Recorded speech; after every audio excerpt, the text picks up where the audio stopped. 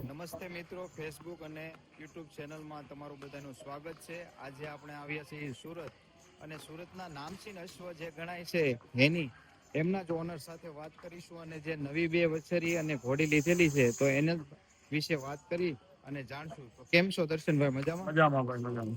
તો પહેલા તમારું નામ અને સરનામું જે ફાર્મનું છે એ આપી દેજો. મારું નામ દર્શનભાઈ છે હા. અને સુરત કાપોદ્રામાં ઘોડીઓ રાખું છું. અચ્છા, જે આપણે આ ઘોડી જોઈ શકો છો નુકરી, તે તમારી ખરીદી હમણાંની છે? આ મારે હમણાંની ખરીદી કરેલી છે.